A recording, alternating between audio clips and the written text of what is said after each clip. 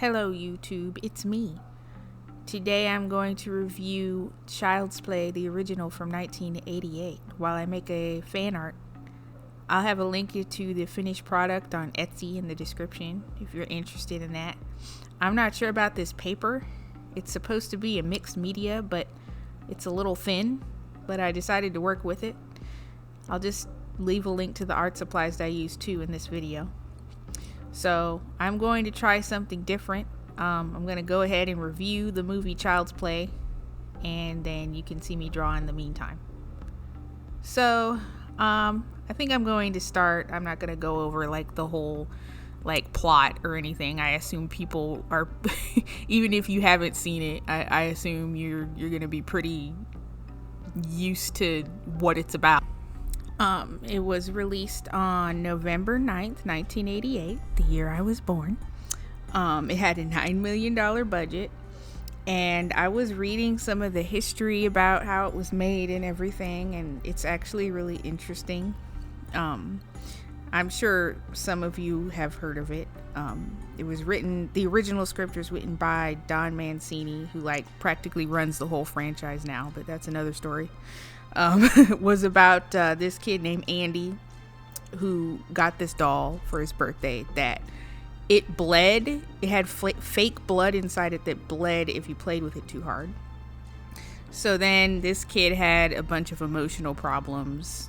His mom was distant in that original script. She wasn't, from what I read, she wasn't a very good mom in that script. So he had a lot of anger inside him, and naturally the doll was his only friend. So he ends up doing this blood brothers thing, that little boys did when they were kids. And he mixes his blood with the doll's fake blood. And then that's how the doll comes alive in the script. And then it starts killing folks, and it's supposed to be a symbol of the doll's rage. And in that script, in the original script, they didn't know if it was the doll doing it or if it was the little boy doing it, and it was left kind of more ambiguous. That script does sound pretty cool on its own. I do think it probably would be better in a novel, but it does sound pretty interesting. I think the people that came in after it was approved to be a movie was David Kushner, who said it wasn't it needed to be more sympathetic, so they changed it. I mean, you could still play with that angle of sharing blood and everything with the whole voodoo aspect of it, and I think that would be really interesting, and maybe they'll play with something like that down the line, in another movie or later on in the TV show or something, if they haven't talked about it already. But I do think that's very interesting. So maybe they can explore that more in a different capacity, the way the story is now with Chucky. So this guy David Kushner, he did regular children stuff and cartoons and toys and stuff like that. And he was really interested in the idea and wanted to explore it more, so that's how he got involved with the movie. And he's the one that added in the detail of Charles Lee Ray, which was the serial killer's soul coming into the doll. And he's a screenwriter. He stayed with the franchise all the way through, even to the direct to DVD ones, if I'm not mistaken. And he's also a very talented artist himself. He drew some Chucky sketches off the description that Mancini put in his script. And then, it looks pretty much exactly like how the doll ended up, in real life. So it's pretty insane. The special effects supervisor, his name's Kevin Yeager, and he came in and he also did a nice job drawing a design of the doll before they, finalized how it looked and everything. So I thought that was pretty interesting to see their sketches and how they conceptualized it themselves as artists. So the director that was became attached to this project. His name, well, I'm sure everybody knows his name. Tom Holland came in, and he took the role of director because he was intrigued by the killer doll aspect. He directed, from what I know, he directed most of the horror movies. He mostly directed horror movies in the 80s. He directed Fright Night, and I still haven't seen that, so please don't kill me for that. But he directed Fright Night, and he directed this movie that was called Fatal Beauty with Whoopi Goldberg, which was like supposed to be he was trying to do something different. He was trying to do something that wasn't just a horror movie. It was like more of a crime sort of action movie. And I did see a little bit of that movie, and let's just say I can already tell you it's not better than Fright Night. We'll just say that. But what is good about it is that is where he worked with Brad Dourif for the first time. And as a result of that, he was able to bring Brad Dourif on to Child's Play later on to play Charles Lee Ray and play Chucky, because in that movie Fatal Beauty, Brad Dourif was the main villain.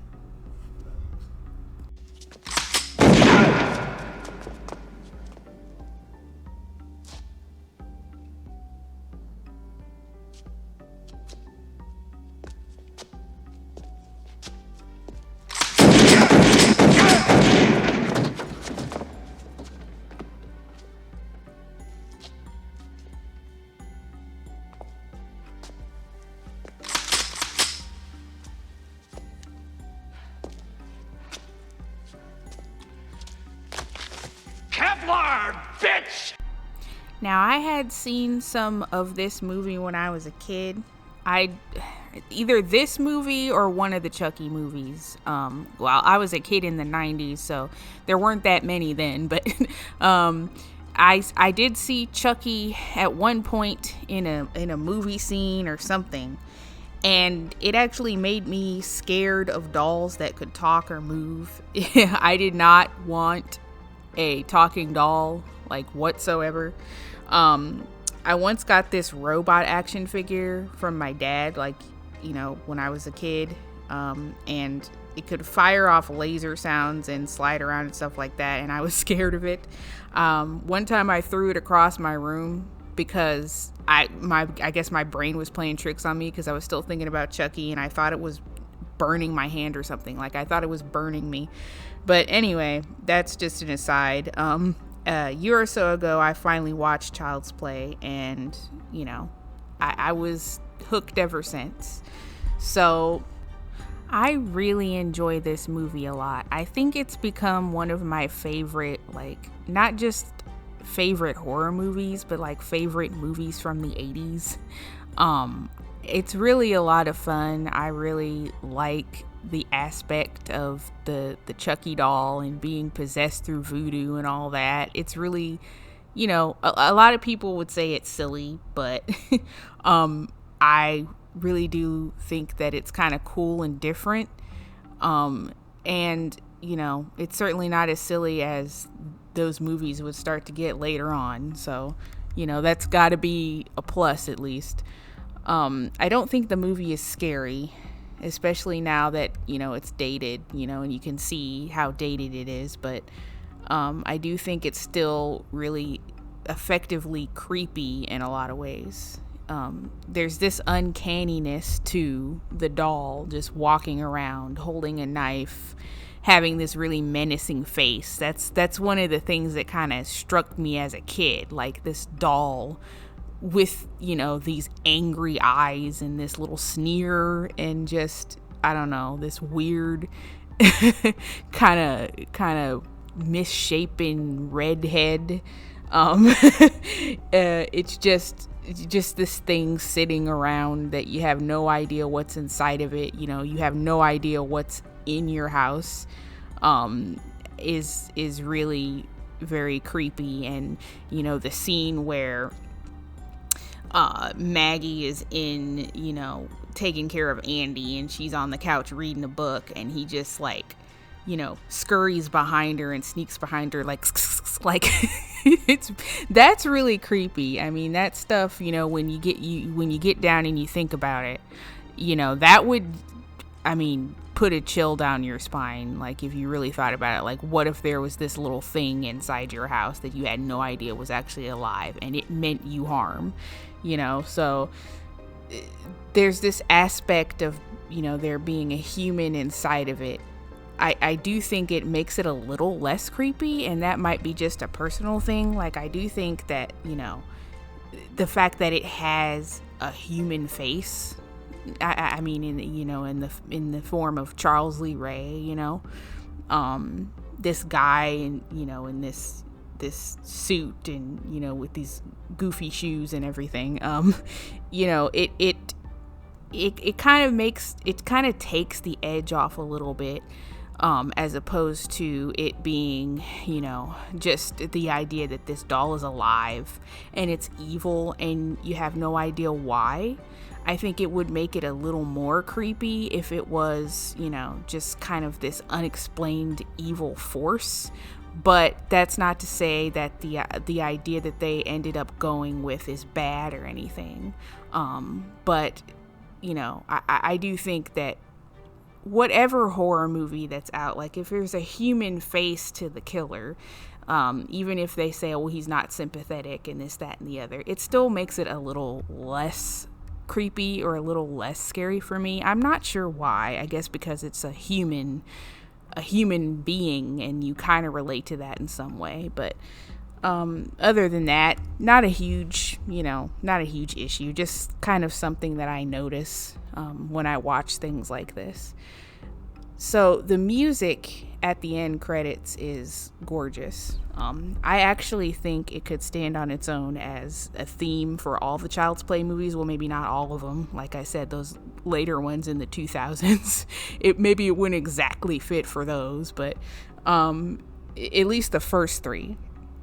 It's better than the music, that's kind of throughout the movie, the mood music. It just really stands out. I think Joe Rossetti composed both of those, but I just love that music at the end credits. It's so pretty, and it's that kind of music that has that sound that some of that 80s music did, where, that spooky horror movie 80s music that's just takes you to another place. Like, it just fills your head and makes you imagine things, and it's really brilliant and really cool. The part in the movie that's my favorite, and that's most people's favorite, I think, is when he's revealed to be alive. Chucky is revealed to be alive the whole time. And in that one scene with Karen, the mom, who's my favorite character, that's my favorite human character in this movie. Well, one of my favorites anyway. Even though it was a foregone conclusion that, the doll Chucky is the one that's doing all these things and he was alive and Andy was right the whole time. Even though that's a foregone conclusion, it still is like a really good scene that, packs a punch, when he comes alive and he's like flailing in her arms and everything and cussing her out and trying to beat her and everything. That scene, I can only imagine what it would have been like seeing it for the first time when it came out in the 80s, like in the theaters and stuff. It's still really, really strong, even if you already know that the doll is alive. It's a bit of a meme now, I think, to some people. It's because, it is kind of funny, but it's still really strong and a really good scene. Another thing I like, obviously, the cast is great. That goes without saying. Brad Dourif is amazing. He pretty much added all of the depth and personality to Chucky, to this serial killer that inhabits this doll. So, that goes without saying. He's awesome. Catherine Hicks, who plays Karen, she's great. I love her personality. I love the warmth that she brings to this movie. that's kind of missing in the sequel, but I'll get to that when I get to that. It's a shame she wasn't even in the sequel, even though I liked it, but she seems like, this might be weird to say, but she seems like someone I would know from my own family. Maybe that's why I like her so much. Another character that I miss in the sequel is Mike. He also is a character that kind of adds a bit of levity to the whole thing. I love his personality. He's kind of funny himself, with his personality. He's sort of like has a dry wit about his performance. It's very entertaining to watch. I think he can be a bit annoying with how he treats Karen's, claims about the doll, even though they're pretty out there. I mean, anybody would be like, what is this lady on?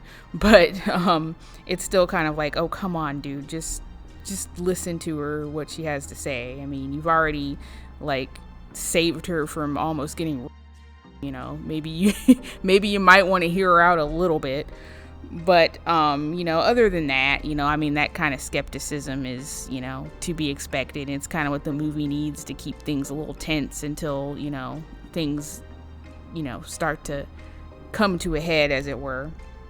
It's understandable. So I think he's a great grounding presence to all of this crazy stuff going on. The way he just kind of rolls his eyes at points, like he's just so tired of everything. He's just so over it. He just wants to go home and get some sleep. He's just like, why does this have to be happening now, and why does it have to be happening to me? I think that's a lot of fun. So I really like his character, and I like how he and the cop, his cop buddy, kind of bounce off of each other really well too.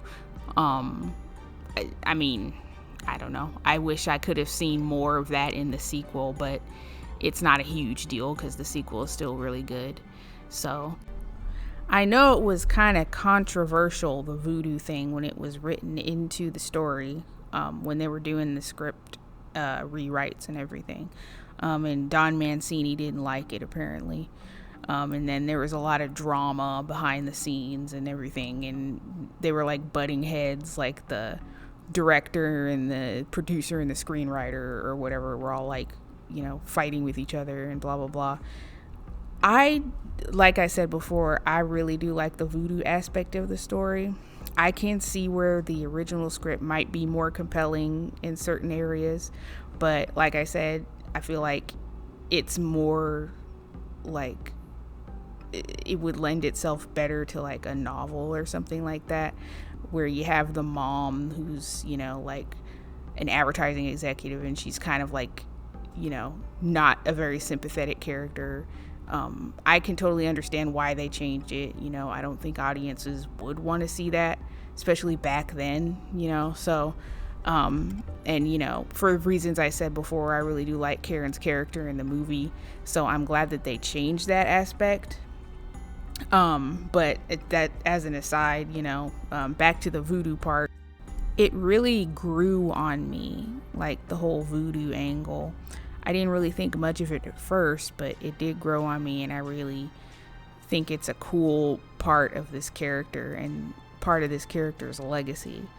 I did a little bit of reading on what Damballa is and the lore behind that deity, and I think it's really interesting and fascinating, and it just makes me wish even more that they would have developed that and delved into the voodoo connections with Chucky in the later sequels.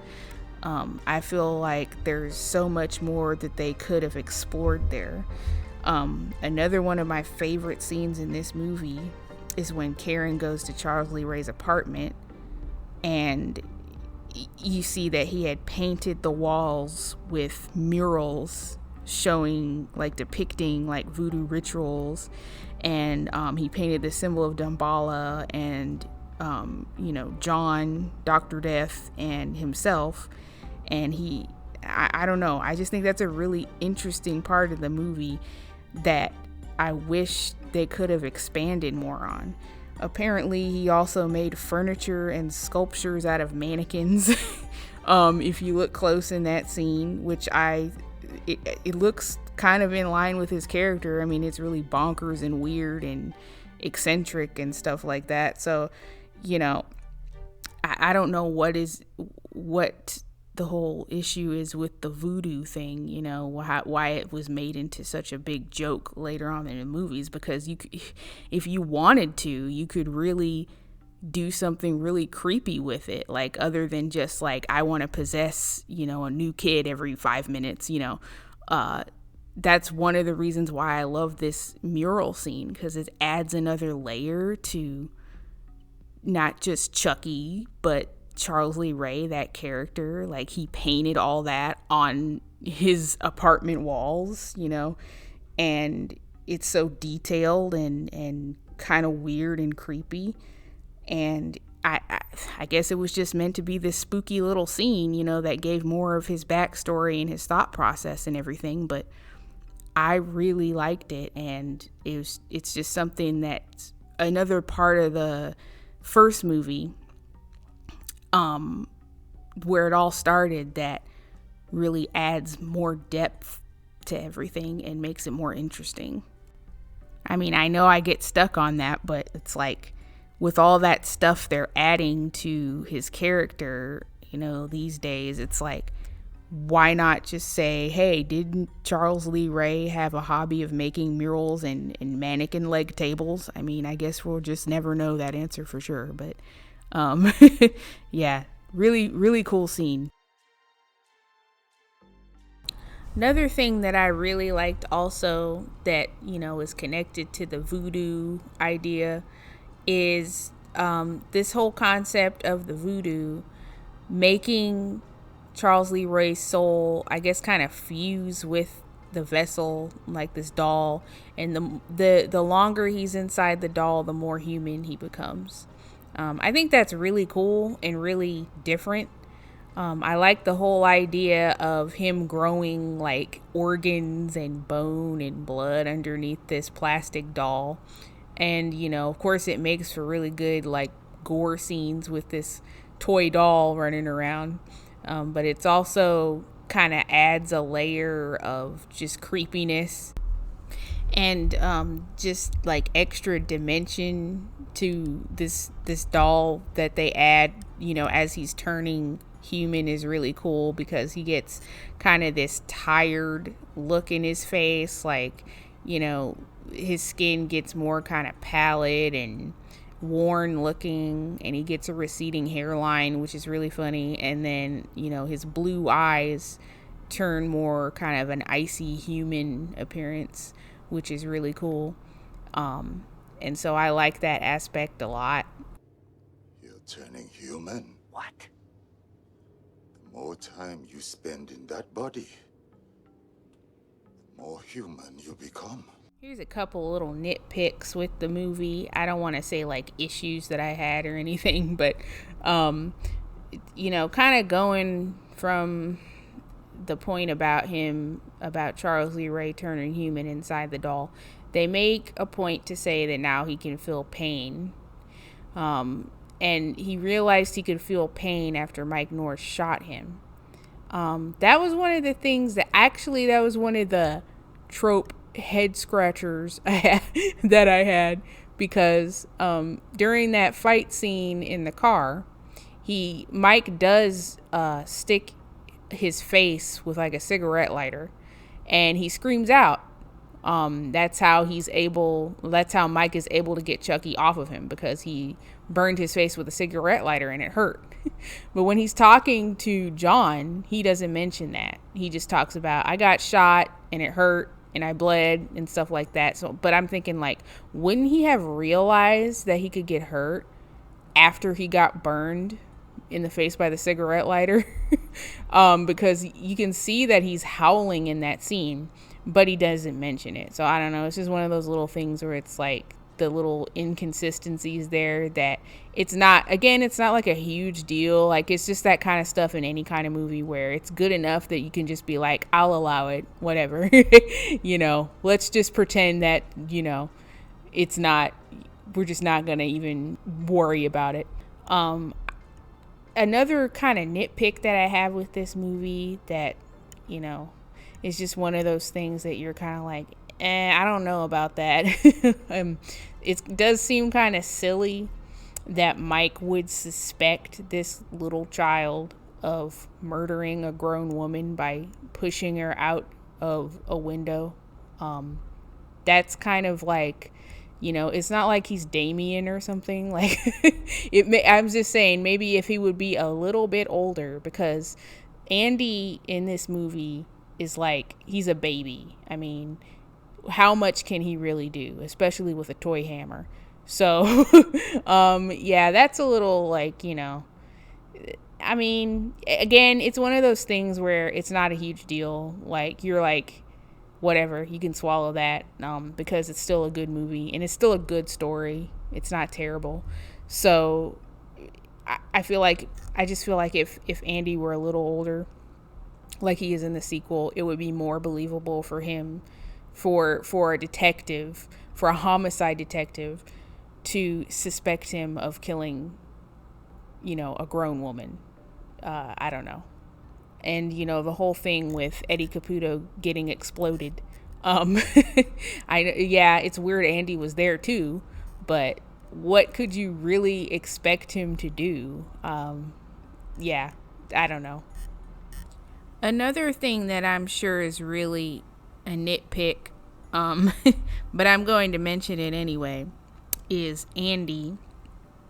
I mean, I know he's a really small child, and, you know, with these kind of movies, you have to have a certain type of, like, aloofness with any character. I mean, that's, you know, supposed to be supposed to be fooled for half of the movie, I think, not just a kid, but especially with kids, it's like, it's kind of I don't know. It seems like kind of a trend in these movies where the kids are kind of more, I don't want to say stupid, but just more kind of like aloof than they ought to be, even for how young they are. Like, Andy doesn't really seem scared at all.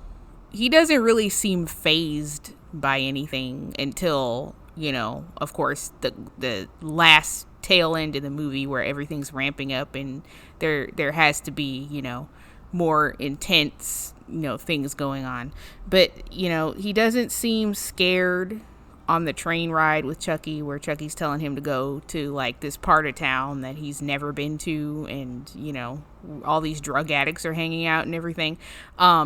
Presumably he tells him, you know, like, he's gonna kill him if he tells anything about what he's doing or what he's telling him to do and stuff like that. But it doesn't seem like it seems like when he says that at the police station, it kind of seems like it comes out of nowhere to me. Like, I can get that Chucky would say that to him, but with the way everything has just kind of been, like, you know, I don't know, la-di-da with with Andy up until this point, it just seems kind of like, oh yeah, because that's how I was when I first saw it. He's like, he told me never to say anything or he'd kill me, and I'm like, oh, okay. Well, you know, 5 minutes ago you seemed you seemed pretty, you know, all right with the whole thing. I don't know. Again, it's probably, you know, a nitpick on my part. It's probably just something that's like, I don't even know why you're pointing this out or complaining about this, or what are you even talking about? But yeah, it just seems like, even if you're like 6 years old, right? I mean, I you know, I don't remember half of my experiences when I was that young, but I feel like kids who are even still that, you know, that young would be a little bit more observant of things than that, you know, like, or it definitely, you know, they'll be a little bit more smarter. And like, if your friend, if your best buddy, like in the whole wide world ever, like best friend forever, tells you, you better not talk about me or I'll kill you.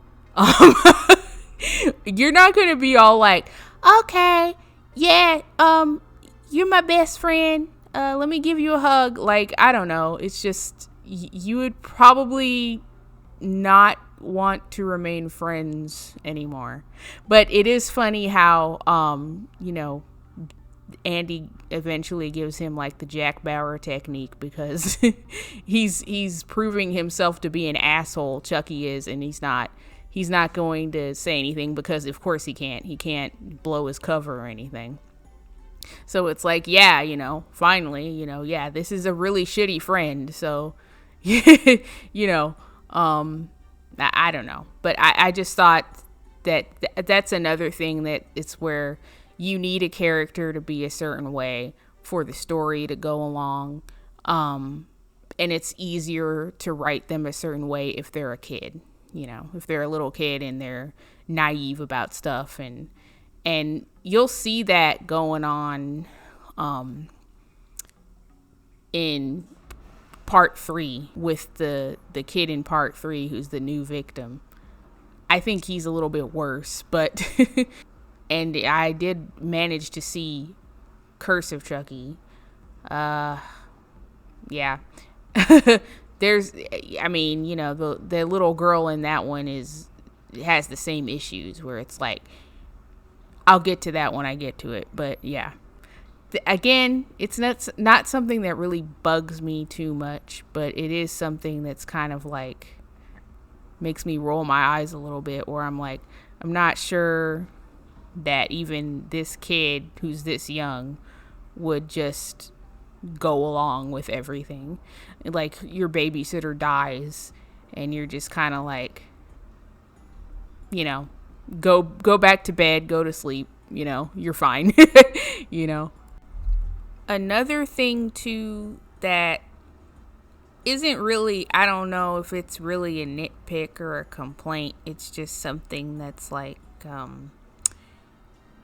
an idea that would have made this movie even better, is if they saved the opening part with Charles Lee Ray for like a flashback scene towards the end, where Mike is talking to that peddler guy and they're talking about the toy store that blew up, and they're kind of putting the pieces together and everything. I think it would have been cool if they reserved that scene where Charles Lee Ray does the whole ritual to put his soul into the doll, for that part, so that when it comes to a point where he finally reveals himself because he's about to be thrown into a fireplace, it's even stronger. It's still a really strong scene. I mean, it's still like one of the best scenes in the movie. But, I don't know. It's just kind of weird to me how people will talk about this movie like, that up until that point, you're not sure if the doll is doing it. Like, of course the doll's doing it. It was pretty much handed to you in the first like 5 minutes of the movie. Like, that this guy put his soul into this doll, and it's being like advertised and talked about like that's not the case. I don't know. I think I did see a fan edit of someone who did exactly that. Like, they switched the opening scene to midway through the movie as a flashback. I haven't watched that fan edit or anything, but I do think that's a really good idea and something that would have benefited the movie a little more. I mean, it would have bumped it up a tiny bit more. It just made it a little cooler to see, but it's still fine as it is. One of the things that I think the director and David Kushner that I mentioned earlier was like arguing about is how much screen time Chucky was getting, and David Kushner wanted it to be you know, kind of like Jaws, where you don't see him doing anything until, you know, the middle of the movie or like towards the end. And so it keeps the suspense going. And I think that's a good idea. And I think one thing that would have pulled that all together more is not showing so much in like the first couple minutes of the movie. But that's just me. I wasn't sure if I was going to mention or not like how the doll looks in this movie, because this was like the first Child's Play, obviously, and it was back in the 80s, and you know, they were just working with what they had at the time. The doll looks good, but you know, you can tell that they had some limitations back then, especially in the movement of the face, like his lips and everything. They look kind of stiff and not as fluid. The doll looks more kind of awkward, and you know, when they have the little people dress up as the doll, as Chucky, wearing the head and everything, you can kind of tell they cut it to where, you know, it doesn't linger too much, so you don't get stuck on it. But it's a toss up for me between this one and Child's Play 2. That's actually my favorite in the trilogy. I think Child's Play 2 is getting up there to be my favorite, but I go back and forth because this is the one that started everything, and it has the characters and actors in this one that I wish were in the sequel, like I said before.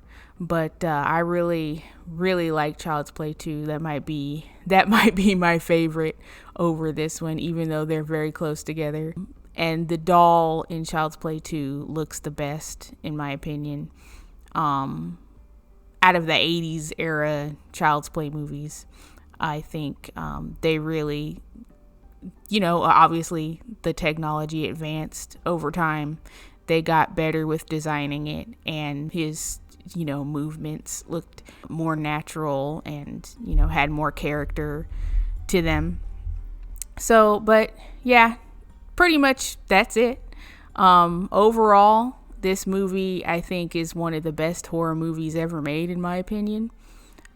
It's one of the best movies that were made in the 80s, in my opinion. And, you know, obviously it started an entire legacy. So, yeah, and all that cliche business out of the way. I also really enjoyed making this picture. I don't think I would work with this paper again. It's way too thin. It's really hard to work with for supposedly being a mixed media paper, but that's neither here nor there. Hope you enjoyed this video. I will do another video on Child's Play 2. Just got to figure out what materials I'm going to work with and all that jazz. But in the meantime, please enjoy the rest of me finishing this artwork. And there will be a link to everything I've used, as I said, and a link to the finished piece on Etsy if you're interested. So thanks for watching. Hope you have a good day, and talk to you soon. Bye-bye.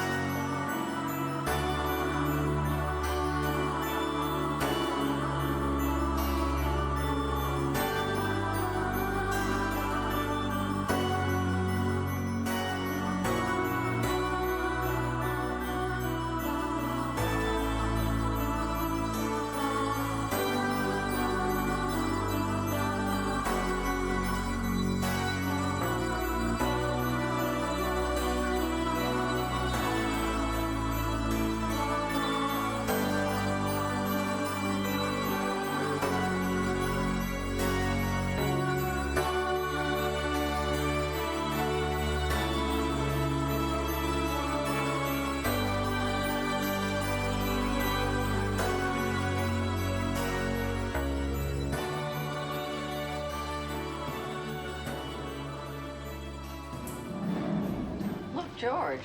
Some child left their doll in the elevator. Now leave it alone.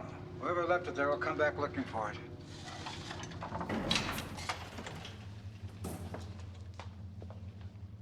Ugly doll. Fuck